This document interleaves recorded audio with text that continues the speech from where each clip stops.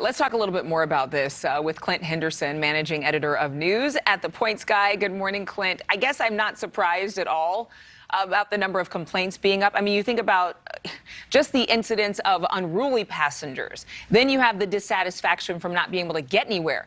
These numbers are all the way from, they're compared to what we saw in 2019. Clearly, the world has changed. But in pointing out this information, was it to say that we are not back to normal with the airline industry? That's exactly right. We are not anywhere close to normal. It used to be a time when an airline like Delta could brag that it never canceled a flight for months at a time.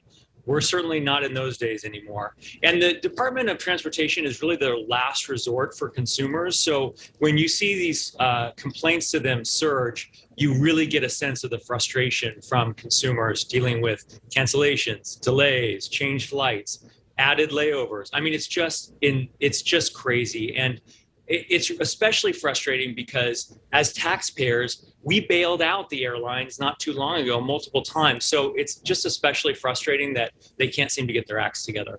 When it comes to the complaints, were there a lot of messages about the staff in terms of general dissatisfaction? I mean, airline gate agents, flight attendants are under so much pressure. When I have a good experience, I'm so grateful. When I have a bad experience, I'm like, y'all need to stop stressing me out because you got stressed out.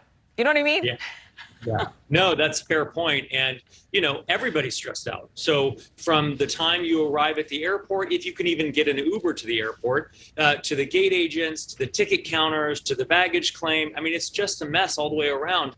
We're hearing horror stories out of Europe right now. It seems like every weekend, one airline or another is canceling up to 20% of its flights. I looked today, 3% here, 4% here. That's just, that didn't used to happen. And so, throw in a thunderstorm and we're really messed up. Well, there's some direct flights that are going to Newark, New Jersey on United that are being slashed. And that's one of only a handful of direct flights from some cities across the country.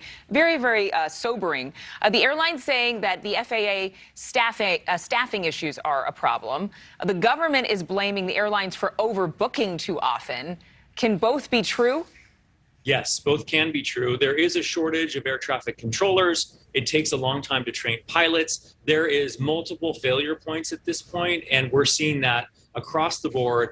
Airlines, hotels, airports, the FAA, air traffic control. I mean, it goes on and on and on. You just have to really, as a consumer, you have to be your own best advocate, have a backup plan, and just know our tips at the Points Guy for getting through this summer Armageddon. Yeah, I hope that we can get back to normal. I mean, I would believe that some point in our near future, we could feel like 2018. I'm hopeful for the fall. I think once the summer rush is over, I think the airlines will be able to catch their breaths and we'll get back to a semblance of normal. Fingers crossed. Okay, well, we'll cross all of our fingers and our toes, as I used to say when I was a little kid. Thank you so much, Clint. Thank you for watching. Go to newsnationnow.com to find NewsNation on your television provider. And don't forget to click the red subscribe button below to get more of NewsNation's fact-driven, unbiased coverage.